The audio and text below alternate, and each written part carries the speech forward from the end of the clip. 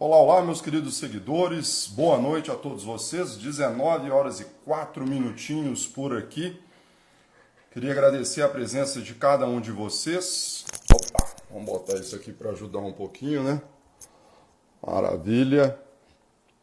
Pinheiro, Marcos, Vinícius, Karina. Pessoal, preciso que vocês me deem aí um ok em relação ao áudio e ao vídeo. Faz tanto tempo que eu não faço live, estou até esquecido aqui a Lúcia, o Alexandre. Vamos esperar aí nosso querido Gajardoni e ver se eu consigo conectá-lo aqui. Então, vamos esperar o nosso famoso Gaja entrar aqui para a gente poder fazer esse bate-bola. Então, a Fabiane está aí, o Marcos. Vamos esperar aí aparecer o Gaja.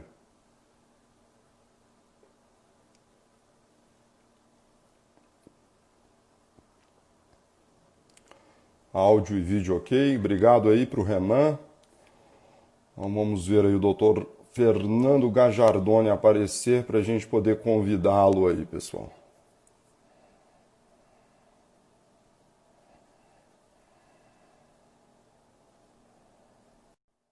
Aguardando o Fernando Gajardoni.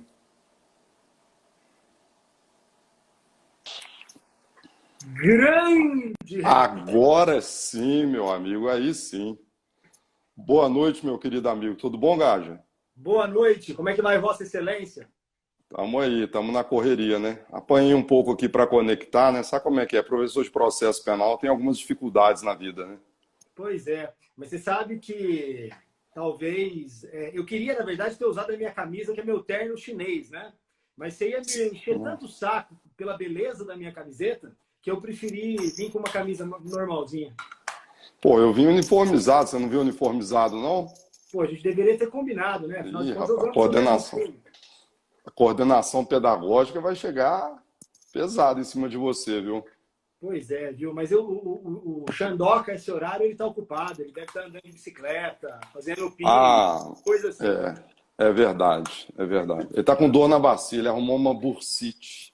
Ele deu uma desculpa, né, para não andar de bicicleta. Mas É tudo uma bem. coisa ridícula, viu, Gaja? E Gaja, aí, Renatão? vamos lá? Vamos embora. Vamos falar sobre competência civil e criminal da Justiça Federal, que é, na verdade, fruto de uma bela parceria que nós fizemos, né? E lançamos recentemente um livro a respeito do tema. Então, acho que essa live é comemorativa da nossa coautoria, não é verdade? É verdade, um trabalho aí de duas pessoas aí que a gente se conhece há tanto tempo, né, Gajo? Acho que vai para o ano de 2006, se eu não estou enganado, lá no LFG. Então são 14 anos aí de parceria, né? A gente primeiro no LFG, depois fomos juntos também para o Renato Saraiva e agora no G7 Jurídico. E acho que é um momento de muita alegria para nós dois, depois de 14 anos dando aula juntos, sempre trocando ideias, né? Eu lembro do CPC de 2015, quanto que você me ajudou. E finalmente a gente poder consolidar um trabalho em coautoria. Acho que realmente ficou bem legal. Pessoal, só para mostrar, para a gente poder avançar, então, eu combinei com o Gajardoni da gente fazer um bate-bola no artigo 109 da Constituição Federal.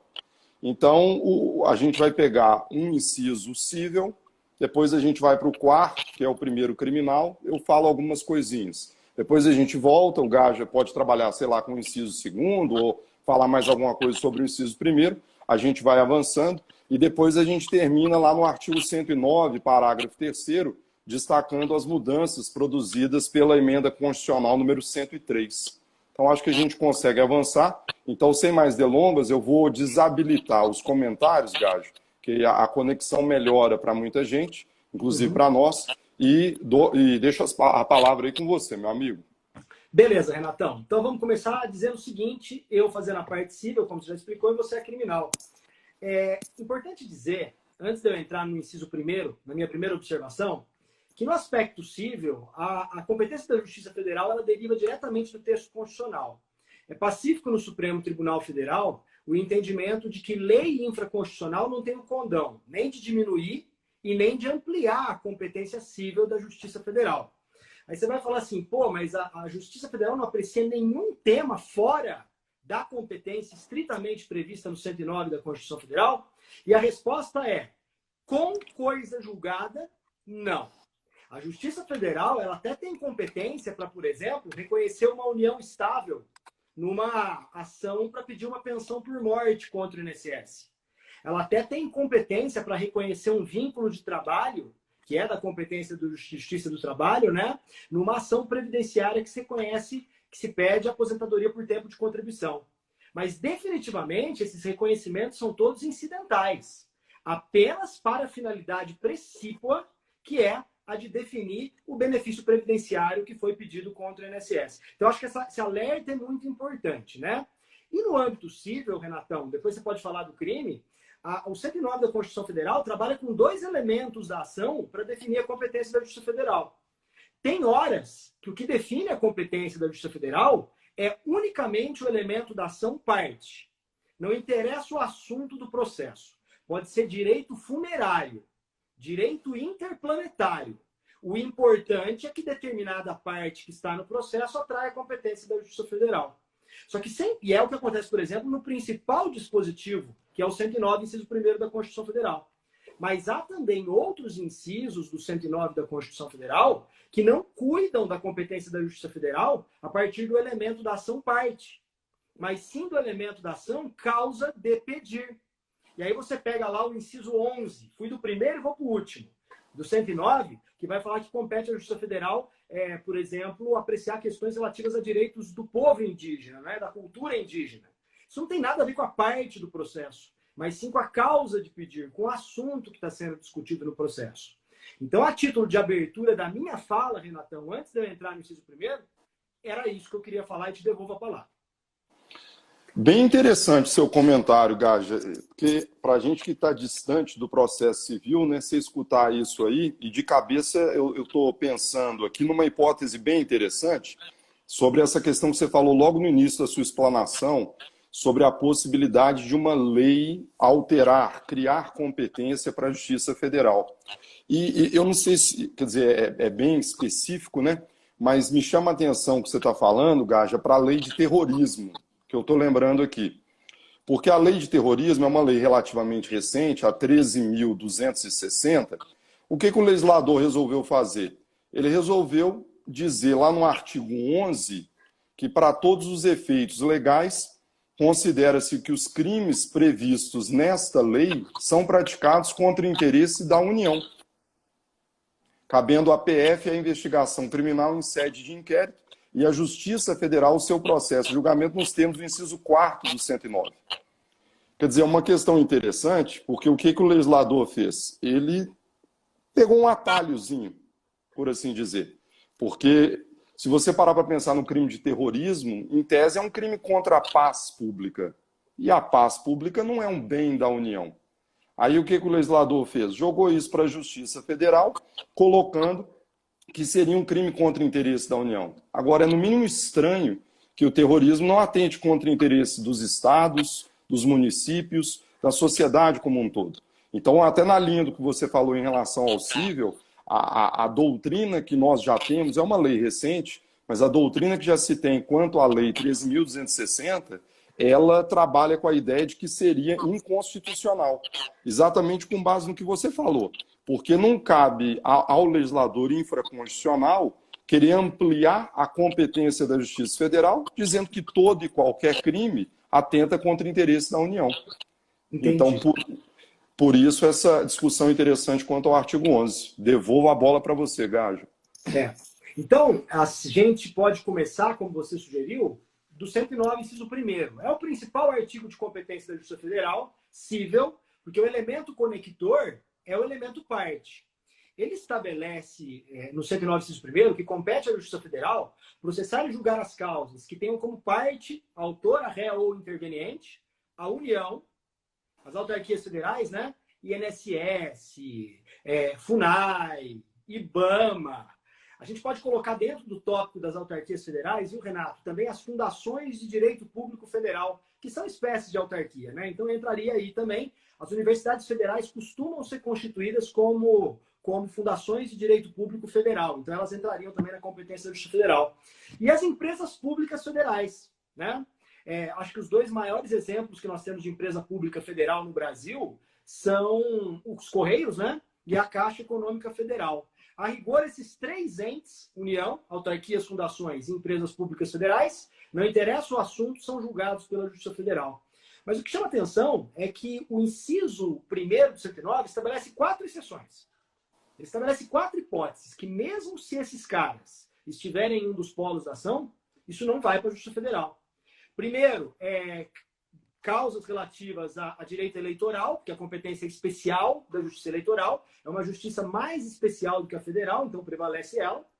Causas de competência da Justiça do Trabalho, que é interessante. Se tiver uma ação trabalhista de um funcionário da Caixa Econômica Federal discutindo o Fundo de Garantia por Tempo de Serviço contra a Caixa Econômica Federal, isso não vai para a Justiça Federal. E como o tema é trabalhista, prefere a competência da Justiça Especializada, né? Que deve ser mais ou menos parecido com a militar, e depois a gente pode falar um pouco a respeito desse tema.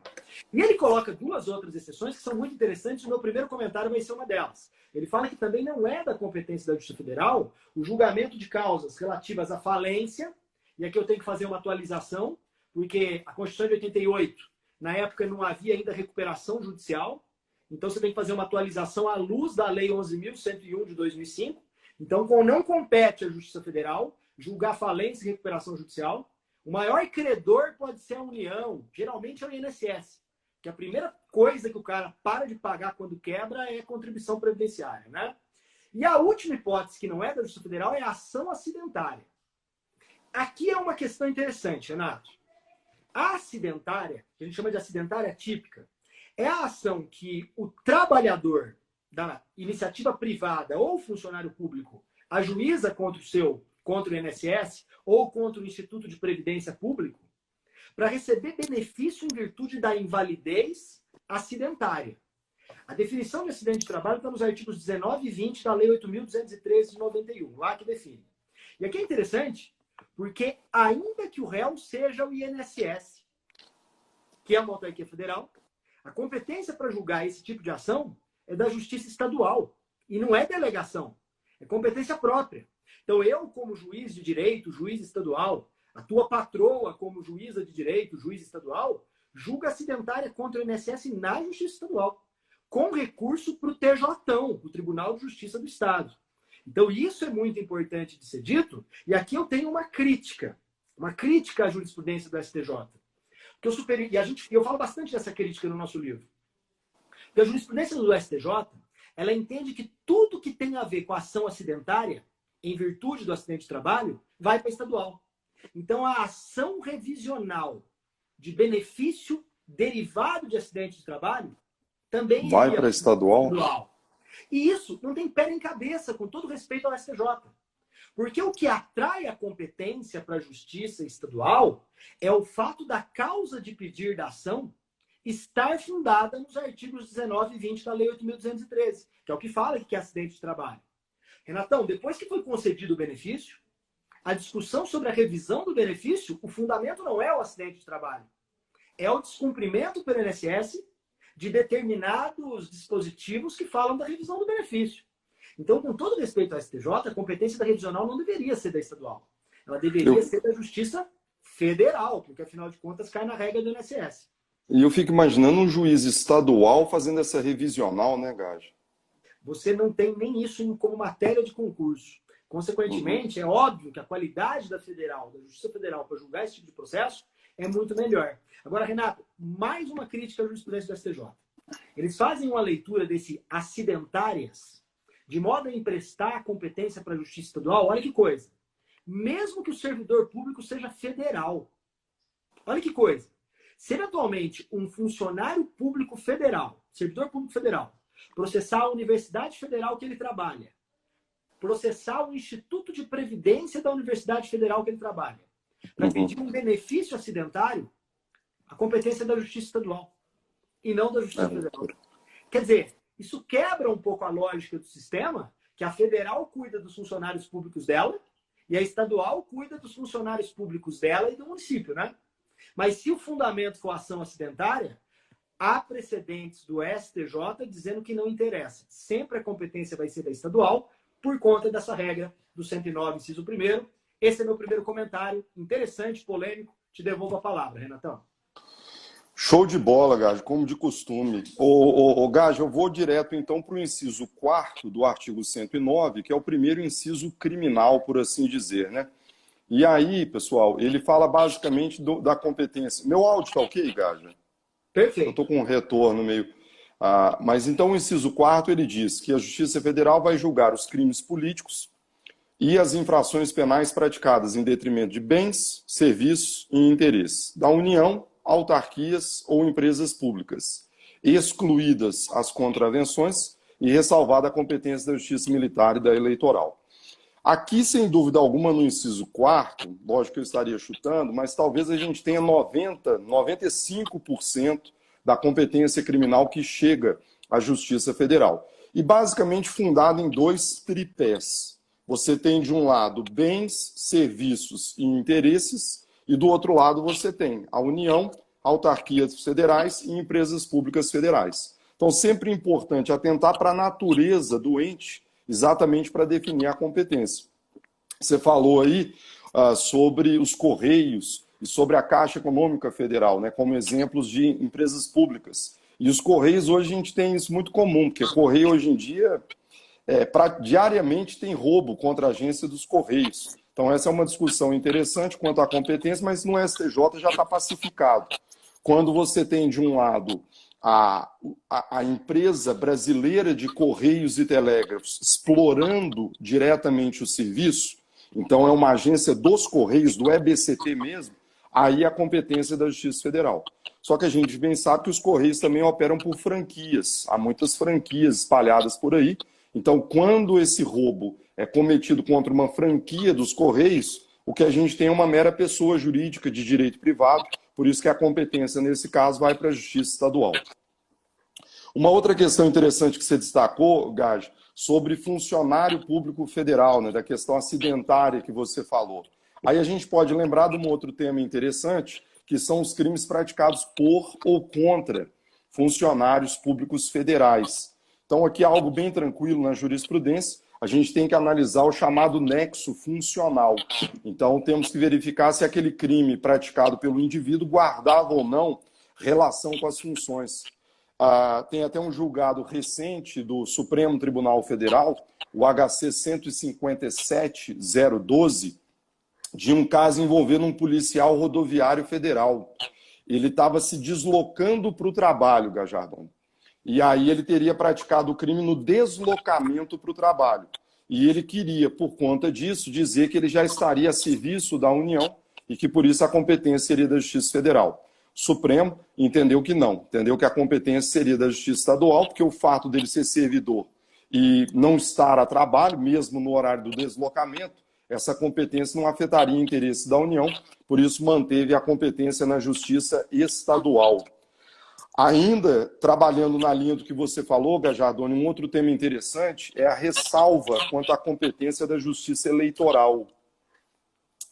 No ano passado... Aqui é onde o bicho pega, né? Essa questão da ressalva e aquele entendimento do Supremo. Vamos lá, Renato.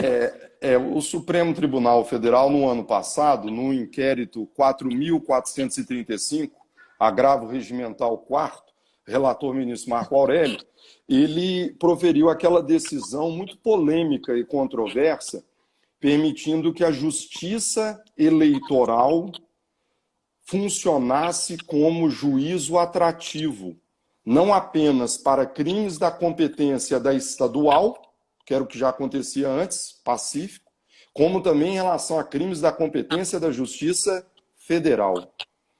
Para a gente que dá aula de processo penal há tantos anos, Gaja, é uma decisão assim simplesmente difícil, para usar um termo mais tranquilo, difícil de explicar para o aluno.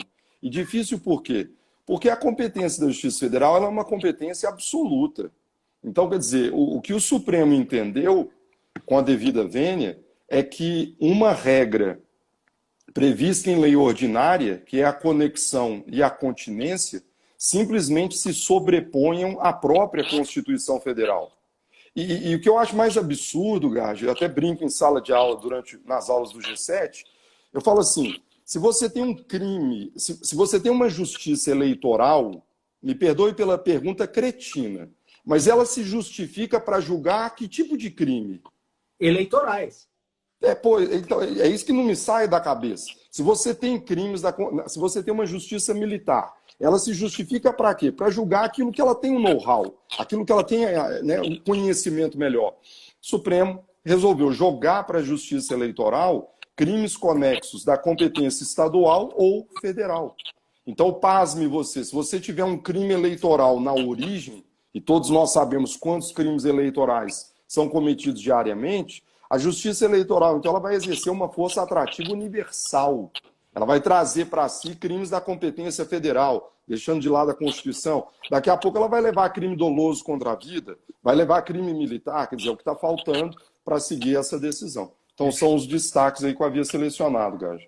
Eu não tinha selecionado esse, mas eu não vou resistir. Eu vou fazer um contraponto para você ver como são dois pesos e duas medidas. Porque isso não tem problema nenhum no cível. Isso é tão pacífico no STJ e no STF. E eu posso pegar a regra do 45 do Código de Processo Civil só para a gente estabelecer. Porque o 45, à luz da jurisprudência pacífica do STJ, entende que quando houver conexão entre casos cíveis de competência da Justiça Federal e Justiça Estadual, você não vai, em princípio, reunir. Sendo possível, o que você vai fazer? Separar. Você pega separa? A parte de CAP, separa. Sim, que é o que deveria, na minha opinião, acontecer nesses casos da Justiça Eleitoral com a Justiça Federal, né? Cada um cuida do seu. Né? E na cível, isso é tão pacífico, Renato, porque o que começou a acontecer? Só para você entender como que a gente vai cair na mesma questão e vão se adotar soluções diferentes para o crime e para o cível, né? O Ministério Público Federal e a Defensoria Pública da União, agora não mais, mas num passado relativamente distante, eles tinham o hábito de querer ampliar a competência da Justiça Federal por via transversa. Para, tipo, colocar sob as atribuições deles pessoas que, a rigor, não são jurisdicionadas na Justiça Federal. Então, por exemplo, a Defensoria Pública da União ou o Ministério Público Federal resolvia propor contra a Caixa Econômica Federal, que é da competência da Justiça Federal, porque é uma empresa pública federal, uma ação para discutir, uma ação civil pública para discutir a demora na fila do atendimento ao público, dizendo que isso viola o Código de Defesa do Consumidor. Ou para discutir o reajuste de um financiamento habitacional, que há um interesse social e as duas têm legitimidade para poder agir, tá? Só que o que acontecia? Eles aproveitavam que eu ia entrar com a Caixa Econômica Federal, contra a Caixa Econômica Federal, e faziam um litisconsórcio passivo facultativo com Santander, Bradesco, Itaú, Unibanco. Botavam todos os bancos privados no polo passivo da ação. Porque com isso, o que eles faziam? Eles atraíam a competência da Justiça Federal, que não julga essa turma, sob o fundamento de que a Caixa Econômica Federal estava ali. Quer dizer, o que o Superior Tribunal de Justiça começou a entender?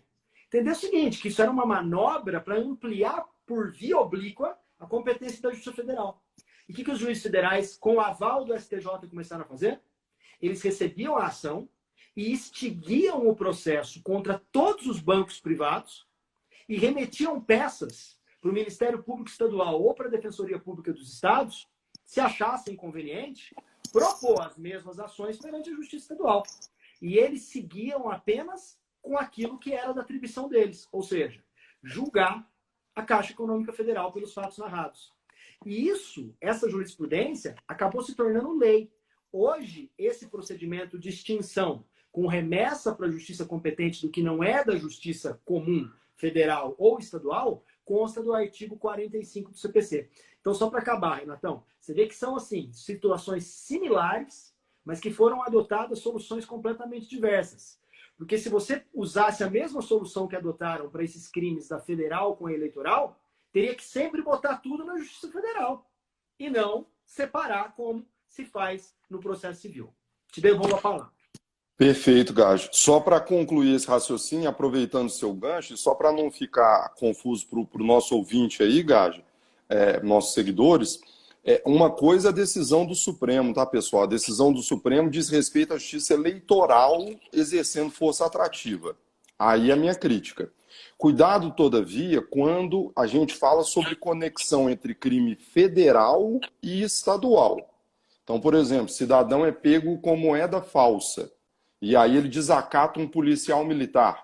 Ou seja, em tese você teria um crime federal, a moeda falsa, porque atenta contra o interesse da União, e um crime estadual, o desacato contra a PM. Nesse caso, Gaja, aí tranquilo, prevalece a competência da Justiça Federal, sua força atrativa. Porque aí, nesse caso, criminalmente falando, devido à conexão e à continência, é razoável a gente reunir os dois crimes num simultâneos processos para fazer uma instrução e julgamento único.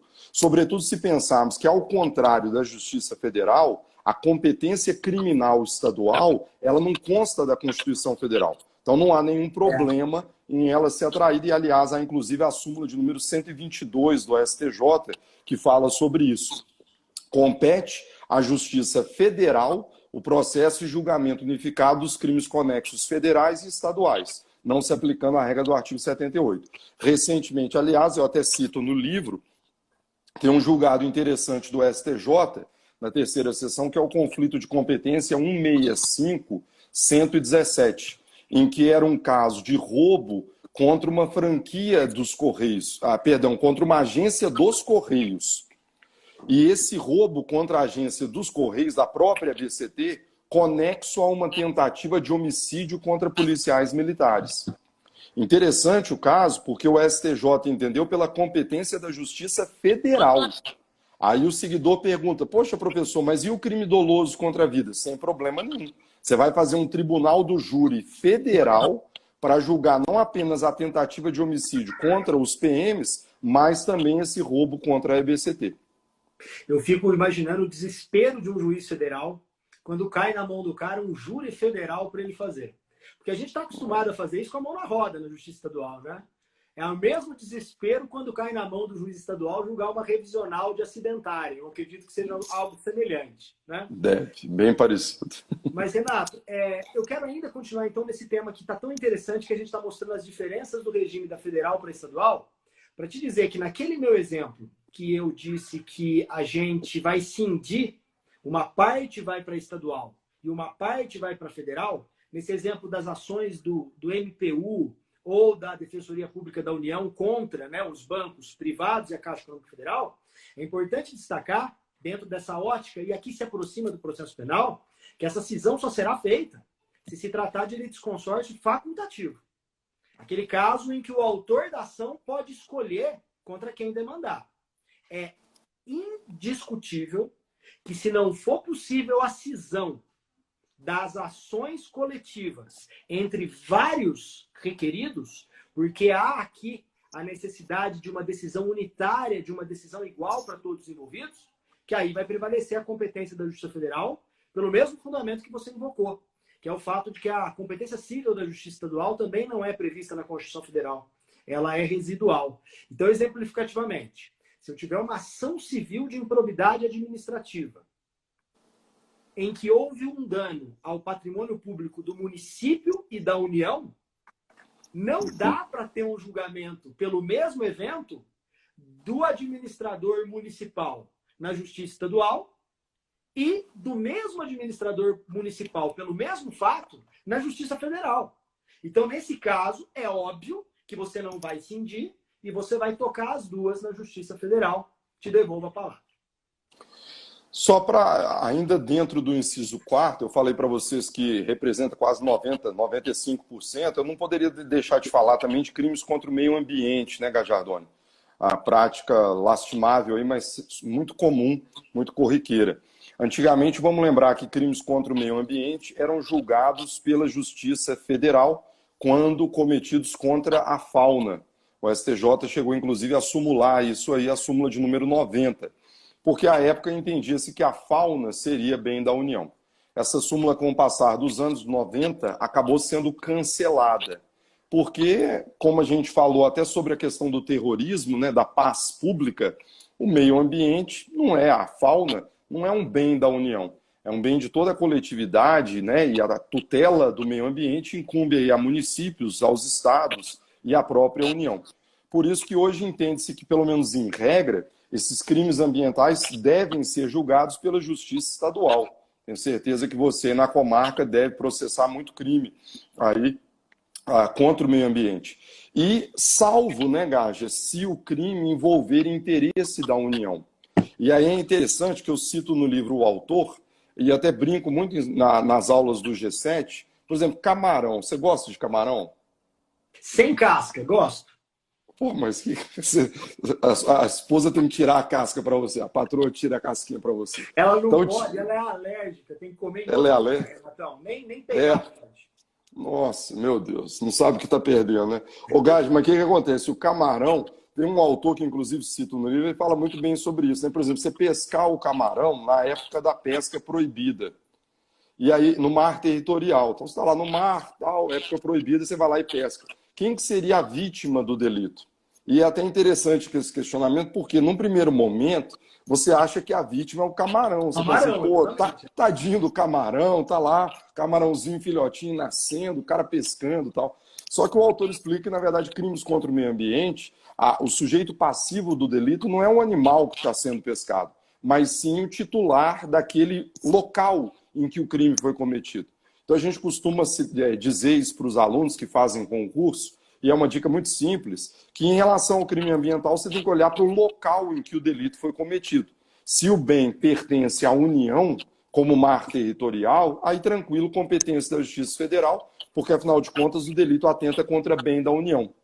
Cuidado com uma pegadinha que é muito comum em prova, que diz respeito a crime cometido na floresta amazônica, né? Pantanal, Mato Grossense, Serra do Mar e assim por diante. Por quê? Porque aí nós estamos falando do patrimônio nacional, de acordo com a própria Constituição. E quando fala em patrimônio nacional, muitos entendem que é o patrimônio da União, o que não é verdade, é o patrimônio de toda a nação brasileira.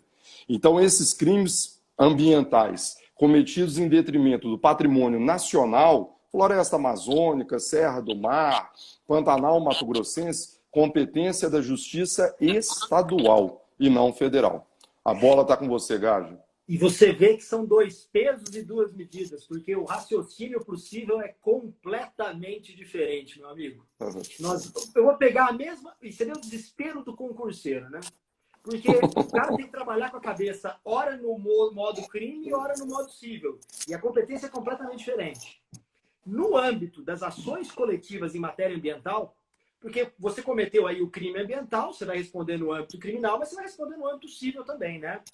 Uhum. A jurisprudência largamente dominante, Renato, é no sentido de que o que define a competência da Justiça Federal ou estadual para processar a ação coletiva, a ação popular ou a ação civil pública ambiental, é se um dos entes do 109, inciso 1º, intervém ou não no processo. Pouco importando a natureza jurídica do bem. Então, eu vou te pegar o exemplo da minha própria comarca. Que loucura. É totalmente diferente. Porque o 20 da Constituição Federal é o que estabelece quais são os bens da União, né? Então, em princípio, o que você pensa? Não, teve dano ambiental e um daqueles bens da União que estão lá, mangue, né? Enfim, mar. Uhum. O fato é que vai para a federal, mas o civil não funciona assim, não. No civil é o seguinte: ajuizada uma ação civil pública, você vai verificar se o proponente ou o proposto figura no 109, inciso 1º. Quer dizer, se é a União, a autarquia federal ou a empresa pública federal. Se eventualmente não for, a competência é da Justiça Estadual. Ainda que o bem seja da União. Da União. Por exemplo, da minha comarca, Renatão. Aqui na minha comarca, a gente tem um rio, que é um rio da União, que chama Rio Sapucaizinho. E por que ele é o da União? Porque ele corta dois estados. Eu moro na divisa com Minas, né? Aqui em cima do estado de São Paulo. Então, ele corta Minas Gerais e o estado de São Paulo. Pelo artigo 20 da Constituição Federal, os rios, lagos, mais de um estado são bens da União, certo? Eu tenho a rodo ação civil pública ambiental na Justiça Estadual contra danos ambientais causados nesse rio. Eles vão falar assim, não, mas a competência não é sua. É. Por quê? Porque o que interessa é se há ou não participação no processo de um ente federal ou não. Então, o que eu tenho o hábito de fazer nos meus processos? Entrou ação civil pública ambiental por dano nesse rio, eu intimo o IBAMA, o Instituto Brasileiro do Meio Ambiente, para vir manifestar. Eu intimo de ofício. O IBAMA, na maioria dos casos, vem e fala o quê? Não tem interesse. Sabe por quê? Porque o dano aí é o dano só na margem do rio. Não teve repercussão para o bem como um todo. Então, da parte da União, da parte do IBAMA, não tem interesse. Competência da Justiça Estadual. Eu toco. Agora, já aconteceu, Renatão, do IBAMA vir chamado por mim no processo, levantar a mão e falar o quê? Não, esse bem é meu, eu tenho interesse sim, porque houve uma repercussão, então eu quero participar. No momento que o IBAMA fala quero participar, eu sou obrigado, como juiz estadual, a aplicar a 50 do Superior Tribunal de Justiça. E eu tenho que fazer o quê? Remeter os autos para a Justiça Federal. A Justiça Federal de Franca, que abarca a minha comarca. E o juiz federal de Franca, a primeira questão que ele tem que definir é o quê? Se há ou não interesse jurídico do IBAMA. Ele vai verificar, à luz das alegações do IBAMA, se faz sentido o IBAMA participar dessa ação civil pública ambiental. Se ele falar que faz, eu aqui em Patrocínio Paulista falo, yes, me livrei de um, porque agora vai tudo com ele, não tenho mais nada a ver com isso. Agora, pode ser que o juiz federal diga o quê? Não tem interesse seu não, IBAMA. Esse rio aí, ó, é um rio que corta 2 estados, mas o dano foi só na margem. Não há repercussão para o bem como um todo, né? Então eu entendo que você é parte ilegítima, ele exclui o IBAMA da demanda, porque compete a ele decidir, já que ele é juiz federal, se o IBAMA tem ou não interesse, e me devolve o processo. E o que eu posso fazer? Nada. Súmula 224 do STJ. Conflito de competência, você não pode... Cada macaco no seu galho, Renatão. Quem tem que decidir se o IBAMA participa ou não é a justiça competente para julgar o IBAMA. O pronunciamento do juiz federal, ele é um pronunciamento que põe termo à questão. Se o IBAMA insistir em participar, o que ele faz? Recorre da decisão do juiz federal, lá para o TRF. Mas, enquanto essa decisão não for reformada, não compete ao juiz estadual dizer se há ou não interesse federal. Porque, afinal de contas, isso é uma atribuição exclusiva da Justiça Federal. Então, você vê que é bem diferente do que acontece no crime, né? Te devolvo a palavra aí, Renatão. Interessante mesmo, não, bem diferente mesmo. Ô, Gajo, outra coisa que eu selecionei aqui, e é o último comentário sobre o inciso 4, crimes contra a fé pública. E aí você bem sabe aí, quer dizer, hoje em dia o país com a crise que a gente vive, quer dizer, documentos aí são falsificados a rodo. É impressionante. Hoje mesmo eu estava mexendo com um inquérito de uso de documento falso. 2 militares apresentaram atestados médicos falsos para não ir trabalhar. Mas, falando sobre crimes contra a fé pública, a gente tem uma questão interessante porque você tem vários casos. Então, por exemplo, falsificação de CPF, carteira de habilitação, e a gente colocou isso no livro, inclusive porque já é jurisprudência sedimentada. É interessante em relação a crimes contra a fé pública você estabelecer 3 regrinhas. Vamos aqui rapidamente nela. A primeira regra, Gage, é se o crime é de falsificação. Se o crime é de falsificação, eu vou definir a competência com base no ente responsável pela elaboração do documento. Então é bem simples, e talvez o melhor exemplo seja moeda falsa. Então, por exemplo, se eu estou falsificando moeda, e essa moeda é de boa qualidade, logicamente não é grosseira, para não incidir a súmula 73, eu atento contra o interesse da União, porque cabe à União emitir moeda, competência da Justiça Federal. E assim por diante. Se eu estou falsificando a CPF, se eu estou falsificando um documento emitido por um órgão federal, competência da Justiça Federal. Uma segunda situação, Gajardoni, é quando o caso envolve o uso de documento falso, que, aliás, é muito mais comum, porque geralmente nós temos dificuldades, você como juiz, eu como promotor, de comprovar que a pessoa, ela teria sido a autora da falsificação. Então, geralmente é muito mais comum eu, por exemplo, como promotor, denunciar pelo uso de documento falso. É muito mais fácil eu mostrar que a pessoa apresentou um documento falso para alguém. Nesses casos de uso de documento falso, a jurisprudência desconsidera a natureza do documento e vai levar em consideração a pessoa prejudicada pelo uso. Então, por exemplo, a Carteira Nacional de Habilitação é emitida pelo Detran.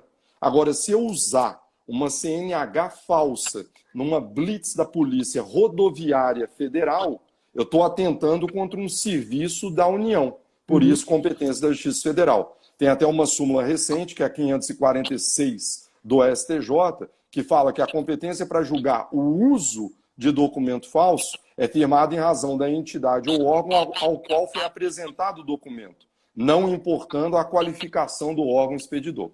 E a terceira e última regrinha que a gente costuma citar para os alunos é de eventual falso como crime meio absorvido pelo crime fim, com base no princípio da consunção. é muito comum que a falsificação seja usada para um estelionato, para um crime de furto qualificado pela fraude e assim por diante. Nesse caso, se você entender que a potencialidade do falso se exauriu no crime-fim, a gente sabe que vai ser absorvido por esse crime-fim. Então, como a gente vai responder apenas pelo crime-fim, eu mais uma vez desconsidero a natureza do documento e olho apenas para a pessoa física ou jurídica que foi prejudicada por esse crime-fim para definir a competência de justiça.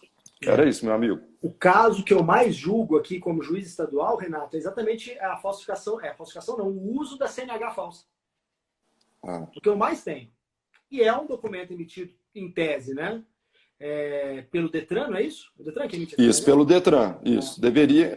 A falsificação seria estadual. De todo modo, seria estadual. Mas mesmo se fosse, por exemplo, pelo que eu entendi do que você falou, mesmo se fosse um documento emitido pela União, mas o uso fosse contra um agente estadual, seria competência da Justiça Estadual, correto? Estadual, exatamente. Inclusive diante da própria súmula 546. Renatão, eu vou pegar um tema que é do crime, trazer para o cível e depois se arremata daí, tá? Que é um tema relativo a duas súmulas que são do crime e que, de certa maneira, elas há algum tempo começaram a ser usadas no cível e agora parece que a jurisprudência da STJ está dando o tombo, está voltando atrás.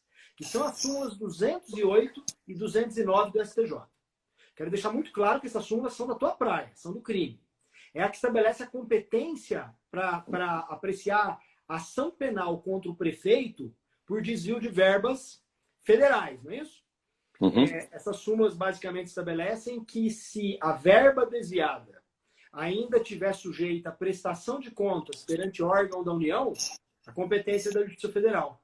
Se, por outro lado, não houver mais necessidade de prestação de contas, entende que essa verba já incorporou ao patrimônio local, né, municipal ou estadual, e, portanto, a competência para apurar o crime seria da Justiça Estadual. Começaram a usar essa súmula para definir a competência da Justiça Estadual e Federal para a ação civil, que é matéria civil, de improbidade administrativa. O pessoal começou a verificar a natureza da verba, verificar se ela era federal e verificar se era necessário prestação de contas perante órgão federal. E aí eles usavam o mesmo raciocínio da súmula. Eles falavam, não, essa verba desviada, o prefeito desviou, mas ainda tinha que prestar contas para a União. Então quem vai entrar com essa ação civil de improbidade administrativa vai ser ou a União ou o Ministério Público Federal. Por outro lado, se eventualmente já tivesse incorporado, não tinha mais prestação de contas, a competência seria da Justiça, obviamente, da Justiça Estadual, né? Quando é o seguinte, Renato, se você lê o 109, inciso 1º, de novo ele, você vê que lá não tem nada que diga sobre a natureza da verba para definir a competência da Justiça Federal Civil. Então, o STJ, em julgados mais recentes, tá? Você pegar os últimos julgados do Superior Tribunal de Justiça a respeito do tema, por exemplo, conflito de competência 133.522.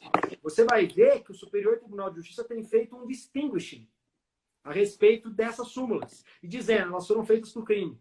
Então, de novo, o que vai interessar para definir a competência da ação civil de improbidade administrativa não é se a verba desviada está ou não sujeita à prestação de contas perante o órgão federal. O que vai definir é quem? Quem é parte no processo. Então, a rigor, se o Ministério Público Federal entrar, ver se ele tem legitimidade, são outros 500, ver se ele tem, né? São outros. Mas se ele entrar, quem vai decidir é a Justiça Federal. Se quem entrar, por exemplo, for o próprio município prejudicado, vai ser da Justiça Estadual, né? É óbvio que a súmula 208 e 209 é um bom indicativo para dizer quando há ou não interesse do órgão federal. Mas ele, por si só, não é o suficiente para definir a competência. Te devolvo a palavra.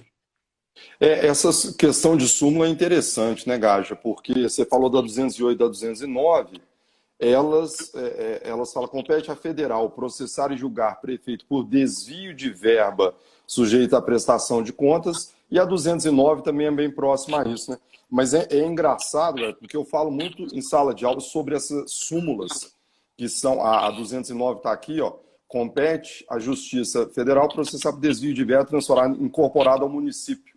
patrimônio municipal, não falo especificamente em crime, né? Mas eu costumo citar muito em sala de aula essa questão de súmula, você me fez lembrar aqui. As súmulas são muito boas, mas o problema é quando elas não são atualizadas, né, Gage? E quando elas são mal redigidas. Isso, para mim, é o que é pior. O STJ tem uma súmula, e eu comento muito em sala de aula, que é a súmula de número 33, que você certamente conhece bem, que fala que a incompetência relativa ela não pode ser declarada de ofício.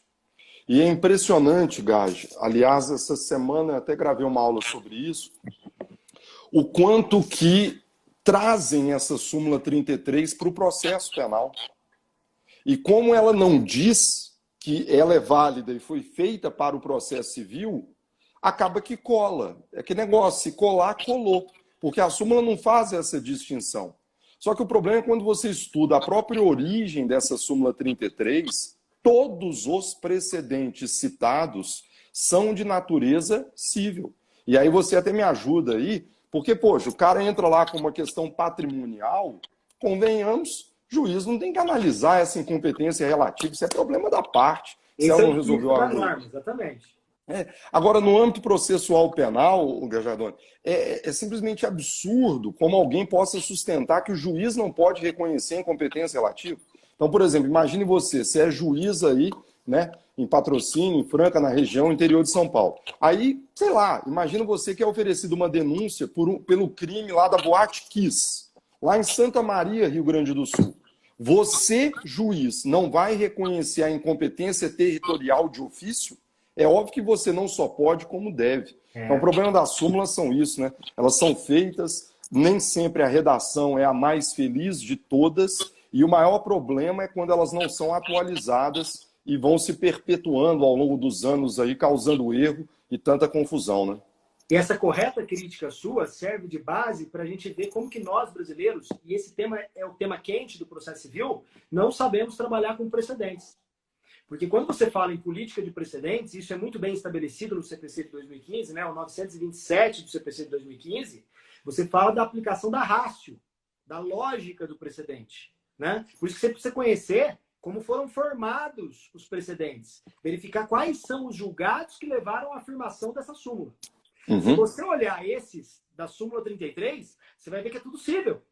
E se você olhar os das súmulas 208 e 209, que eu te falava há 2 minutos, é tudo da terceira sessão do STJ, se não me engano, que julga crime, né? Terceira sessão. Terceira, né? É tudo crime. E, quer dizer, a gente está aplicando no cível e no crime sem fazer a distinção. Mas, Renato, eu quero... nós temos aí mais uns 15 minutos, não é isso? Você está marcando aí? Eu estou marcando aqui, acho que vai 1 hora, né? Para a gente poder salvá-la depois, né? Isso, tem que ser no máximo isso. Então, eu quero fazer agora...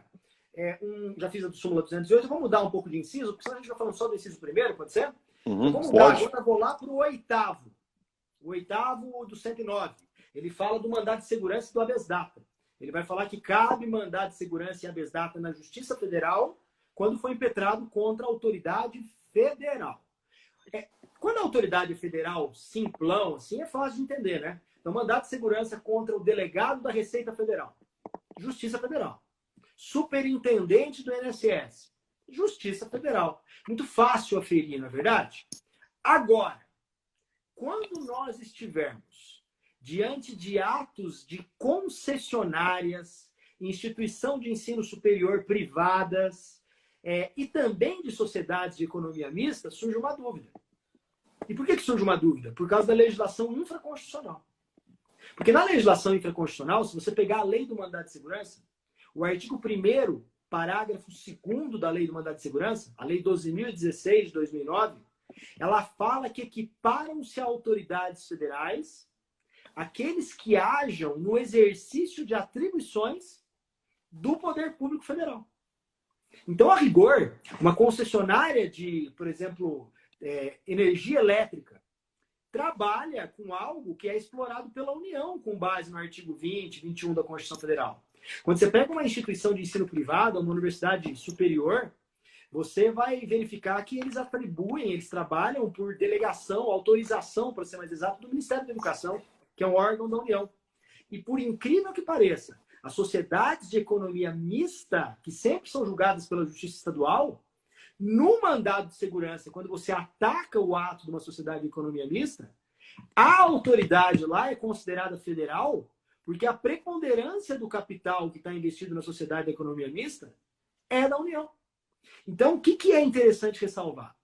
Se houver mandado de segurança cabível contra esses três caras, sociedade de economia mista, concessionária de serviço público federal e instituição de ensino superior privada, como todos eles trabalham sob os auspícios da União, a competência é da Justiça Federal. E aí fica uma situação bizarra.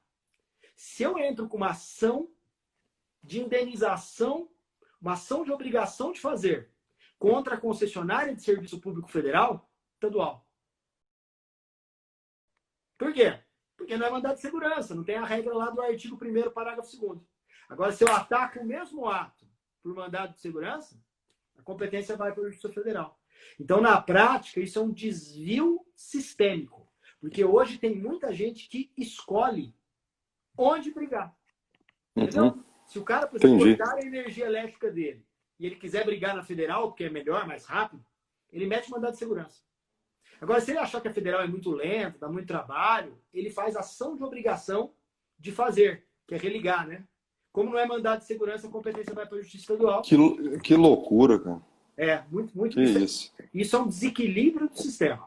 Te devolvo a palavra para você falar de outro inciso, Renatão.